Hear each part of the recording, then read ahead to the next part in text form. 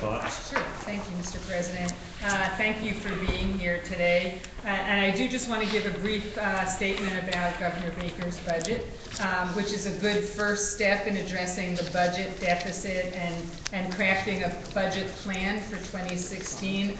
I look forward to hearing more. As you know, today is the first hearing for Ways and Means. We'll be hearing from some of the Secretary of A&F and the constitutional officers. So I look forward to the hearings to learn more and get more information. And the hearings will go over the coming month.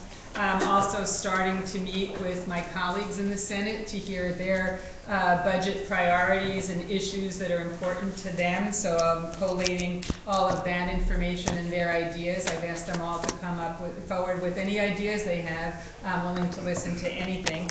And our Commonwealth Conversations tour has been really fantastic. We've heard from hundreds of residents across the state. They have been articulate, clear in what their needs are, what their priorities are, what their hopes are for a better tomorrow. And so we're pulling that information all together in directing a budget that hopefully will be more efficient and effective, but also compassionate in addressing the needs of our residents and that we've heard directly from and from the colleagues. In looking at the governor's budget, we'll look at not only cost, but impact and how the budget impacts the day-to-day line items and how that translates into the day-to-day workings of all of our residents across our Commonwealth. I think that a compassionate budget is a priority for the Senate as well, and balancing out the cost and compassionate. So hopefully in the long run, when we're done, we'll have a budget that continues to move Massachusetts forward and continues to help working families and move them forward as well. John? Mr. President, $7,500 a day? Oh, is that in the budget? It's in the Olympic budget. So we can talk about that in a couple of minutes. Okay, let's sorry, just go do ahead. the budget first, okay, if I may. What do you think about the early retirement program? Well, it's been sent to public service, so I'm looking forward to hearing what the Public Service Committee has to say. You know, it's a way to deal with a budget problem, and I think that it'll be interesting to see how it plays out. I have some concerns. Some of the departments have already been cut, and even in the governor's budget, the 9C cuts have not been fully restored. So having cuts across the board, letting all agencies have the early retirement, for example, departments like DCF that we're trying to build up the number of employees there and direct care workers with children. If a lot of people take early retirement and they're limited to backfilling, how will that impact the core mission of the department and what we're trying to do? The Department of Revenue took 9C cuts, and the budget doesn't fully restore those. That may impact. We're trying to collect more revenue the Department of Revenue clearly is trying to collect either taxes, income, or corporate. If we lose people, it makes it harder to collect. How will that impact the overall mission? So I have some concerns. I'm looking forward to hearing the Secretary expand on that a little bit more. Have you heard similar interest that the Speaker mentioned the other day about from the judiciary, from teachers, school employees, about expanding the scope of an early retirement program? And if so, how do you look at the possibility of expanding it beyond the executive branch? What we're hearing from a lot of folks about wanting to be a part of the early retirement. We'll certainly listen to people, meet with the other branches and listen to colleagues and decide where we want to go from there. Were you going to use the rainy day fund at all? Or even in what Charlie Baker's suggested doing, taking the capital gains tax on that? I think it's a little early to tell. We're just really getting started, taking a look. It's not off bounds then. Well, I do believe that everything is on the table. I think that it should be when we're trying to be open and creative and innovative about a budget, cost-effective, looking at return on investment on some things, but also we have a big budget deficit, a gap that we need to fill, so we need to be realistic and practical as well. So everything will be on the table, and I'll be able to let you know what we'll do in a month and a half.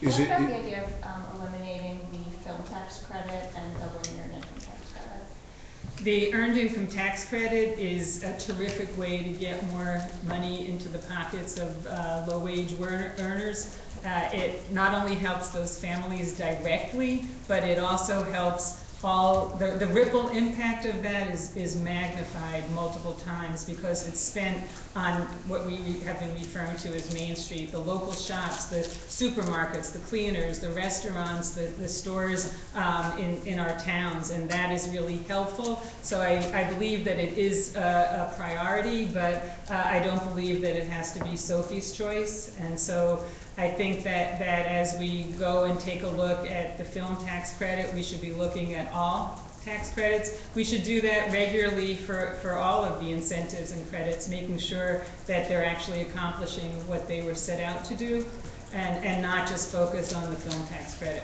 What do you think about the film tax credit, though? Mr. President, do you think it's doing what it's supposed to do? I have had qualms about it. So you would be more receptive to this Sophie's choice? No, I would not link the two at this time. I think they should be evaluated as two separate policies, and both have been on the books for a while, and they need to be independently reviewed, and then we can make a decision as to where we want to head. The fact that the governor put a funding source on the table, I think, is important. And he and I agree on the importance of the EITC. That was actually first put into law in one of the budgets that I did when I chaired Ways and Means. So I'm very much in favor of updating the EITC. The question is, how do we pay for it? And I'm glad that the governor said in his proposal that he had a way to pay for it. We don't have to agree on the way to pay for it. We have to agree that it has to be paid for. And what qualms do you have about the film tax credit? I'm just not sure that it's as effective a tool as has been represented. Can you talk a little, let's talk a little about, there's some talk about taking the bonding bandwidth, I guess it was approved last year for the convention center expansion, and maybe dedicating that to improving the T instead. I think a lot of people think that the convention center thing, again, is something that doesn't. So let's just first see if everybody's finished on the budget, and then we can move on to other subjects. We have one from you, Kind of and in the John. budget. Sorry? It's not in the budget. What about the Medicaid? The governor wants to, he thinks he can squeeze $760-some-odd million out of Medicaid. Is that realistic, in your view? I don't really know. I don't have the background in that. Do you have Right. any insight at this time? Not at this time, if that amount, I'm hoping it would be terrific if we can. Clearly, by doing the redeterminations, the eligibility redeterminations should have a major impact in savings, cost savings, and trying to look at other ways to have not only the savings, but to see if there's other ways that we can get more reimbursement from the federal government.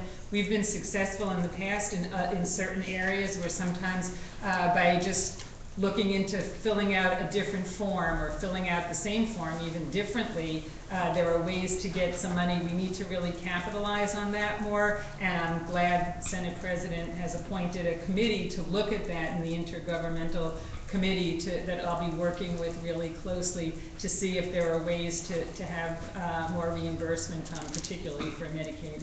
Yeah, it's not just Medicaid, it's looking at the whole government.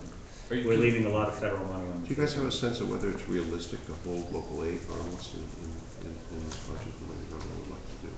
Actually even increase it? The governor increased it. I think, yeah, again, local aid, Chapter 70 have consistently been priorities for the senators. So I think that we need to take a look and do what we can to help our municipalities. But we also need to make sure that it's not just Chapter 70 or the unrestricted local aid. I know our communities rely upon other areas of municipal aid that don't fall in those two categories, but also, you know, the charter school reimbursement, the special education circuit breaker, the transportation funding, and lots of other areas, and supporting them in as many ways as we can.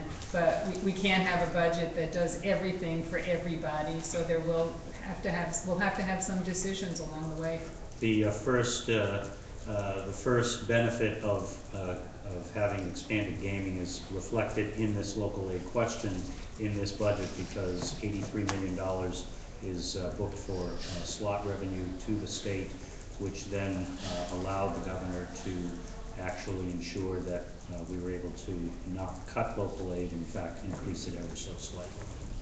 Are you at all concerned that the 60% of the governor's proposed mass health savings come from so-called cash management, or do you see that as a viable budget tool that you can use? It's my understanding, and again, I'm looking into this, I've been in this position less than even the Secretary of Administration and Finance, but that these cash management systems have been in place for several years, and that it's fairly accepted practice, but it's certainly something that I will be looking into further. I actually found a tiny nugget in the budget that's gotten some national attention from immigrants groups, and that's the Entrepreneur in Residence program that was cut out totally with the 90s because the governor's allocated a small amount, I believe about $100,000 in his budget. And I'm curious how much of a priority reinitiating this program would be. We probably both want to say something on Right. that. Please, Yeah. you're first. One thing that I've noticed in the governor's budget is overall economic development, the Secretariat.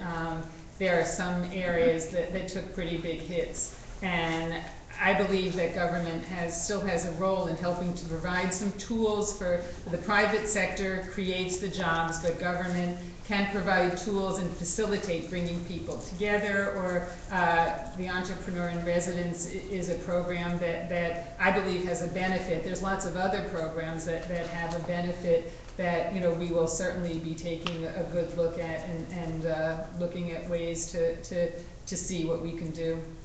I thought it was a really good initiative. It came out of the business community, and from what I'm hearing, it is working. It's so new that it needs a little bit more time. We are in very tough straits, and it would be good if we could continue it. I'm glad it's at least still has a footprint in the budget. It would be nice if we could do more, and maybe we could find some public-private partnership here that might allow us to keep it alive, have a reasonable level of operation, so we can get a second year out of it and make sure that it's really working. If it is, then hopefully we can find a way to continue that. And this is, I just want to add, this is one example, as the Senate President said, of trying to be creative, of stretching our dollars more and more, where if the state gives a little bit of a seed money and there is a 1-to-1 or 2-to-1 matching grant in a public-private partnership, not only does the funding go further, but it starts bringing in the private sector more, and hopefully they'll step up to the plate more and more over the years as well. The Secretary of State's office says the governor's budget for their election division is cut so much that they could not hold a presidential election a year from now. Is that something that maybe you should think about? Would that be? You mean not having a presidential election? Presidential primary, you're right. Excuse me. Presidential primary here in Massachusetts, which has never really been very consequential. It's never been a very consequential event. And is that something that you might put on the table and save some money? Well, I'm looking forward to hearing the Secretary testify at the hearing this afternoon and hear what he has to say. Clearly, our elections are a critical foundation of our democracy as well. So we'll listen to what he has to say and try to plan, you know, according to allowing. Clearly, we need a primary. You can do caucuses, have the party do caucuses. Just going to say, is he proposing caucuses? Right. I don't know, but he would. I was thinking you could do caucuses or do some other, not spend several $1 million on an election that nobody really notices. So if you're there this afternoon, we'll hear what his alternative suggestions or options may be as well to that. We need some system. Yeah, and maybe that's not the only thing that can be looked at as the loss if there is inadequate funds. But, you know, let's hear them out. Right. I haven't heard all the information about it yet. Sure. Anyone anyone else on the budget before now you want to shift? Anybody want to shift? Okay, so the first question was $7,500. Well, I have more than that, but do Yeah. you want Kira to comment on that? Well, yeah, I mean, basically, Massachusetts is famous for good jobs and good wages, and also that I can't wait till I grow up. Yeah. That'd be my first two comments, but the serious response is that this is a private entity. They are on a mission. They're finding the talent that they believe needs to be put in place to help win the competition, and these folks could each contribute in different ways. In the end, our interest here, and we're going to say it over and over again until you can't stand hearing it anymore, is we do not want to put ourselves in a position of having to provide any kind of operating subsidy or subsidy to close a deficit with the Olympics. And so we're going to, the governor, the speaker, and I are working together to find a path forward to try to protect ourselves and protect the taxpayers. Well, sir, clearly there's big lobbying money and clout behind this Olympic Yes. Games. Yes. Do you feel an obligation to act as a brake on that and to refocus attention on other priorities should the need arise? Break on what the 2024 folks On are the doing? momentum of this big lobbying effort? Well, I see this team as focused on two things. One is convincing the people of Massachusetts this isn't a bad idea, and the second is to win the election in wherever the International Olympic Committee is going to be meeting, because that's really the primary focus, and these folks can contribute probably to both of those. But I haven't heard what their job descriptions are, and until I understand if they're focused on trying to convince people here that we should be putting up public money beyond the public infrastructure we were going to do anyway, then I'm going to assume that they're there for them to be successful in Europe, not here. If they start putting forward a full court press to start talking about money out of the state budget, they're going to have a very serious problem. Well, one other thing, sir, that there's a bill in the House that would create a special commission to review every aspect of this insofar as it impacts on public Yes. funds. The governor and the speaker and I have also discussed that independent of a bill, and we've also discussed finding the resources, meaning the intellectual resources, to help us make sure that we know everything that's happening and be able to evaluate everything that's going to be done with this. What do you mean? The governor's looking for some volunteers. We've discussed the possibility of identifying some consultants. Basically, we've been very successful at this a couple of times. We did this with the gaming, where we brought in external experts, because we knew we couldn't match the knowledge base and the capacity of the industry if we didn't have some capacity on our own side. So both the House and the Senate at different times hired expert outside counsel, and we spent a few $100,000 here and there in order to make sure that we had the best bill possible, and knew when we needed basically a BS meter, and we didn't own one, so we had to rent one, and we found people who could do the analysis and tell us, no, this is not how it really works. This is how it really works, and that's why we've ended up with an excellent piece of legislation, and we were able to protect the public. We did the same thing on the merger of two hospitals, a public hospital and a not-for-profit. We didn't have the expertise, so we went out and bought the expertise. So we've been discussing this as well. We haven't locked in on it, but we've been discussing it, because this is fast, this is furious, and this is very deep information that we have no background in. It's one thing to organize a big event, it's another thing to interact with an international organization like the Olympics. Would this independent investigation extend beyond just what Boston 2024 is proposing to the experience of other Olympic venues? We would be putting together, if we move forward with this, a work plan that ensures that we have capacity to get every question that we know to ask, and every question that we don't know to ask, that the consultants know we should be asking, available to us. Now, you had a question on bonding. Well, the BCEC. Actually, yeah, but I would like to ask you, one of the things with the Olympics is people are saying they want a bonding authority of some sort. they're talking about no credit risk to the state or the city, but can you establish an authority to default bonds or issue bonds I have without no idea. backing it by the I have no idea, but if it came into conflict with the basic idea that we don't want to be exposed to liability, then it would raise big questions. On the convention side, I was interested in whether there's some talk of taking the bonding that passed last year, the bonding authority for the convention center, about $1 billion, and shifting it to the T, so we're not taking up at least that bandwidth of bonding for what some people think is a boondoggle, but rather for something where there are real, obviously, concrete needs. I'm wondering where you guys So there are two parallel things going on at the moment. One is the governor has a group working on digging deep and figuring out what's going on with the T and commuter rail.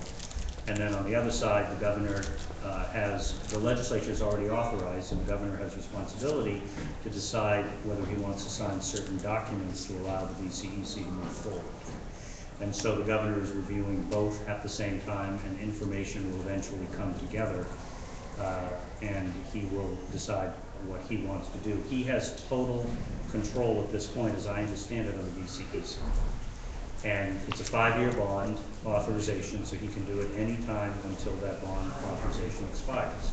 And that's a relatively new authorization, so he probably still has 4 years ahead of him to make his decision about whether he wants to sign the papers and move the thing forward. But if he doesn't go with it, he still needs authorization to shift it to another area, wouldn't he? Yes and no. The governor basically receives significantly larger bonding authority than he actually uses. So therefore, he can choose to ignore that bonding authority and leave the BCEC aside.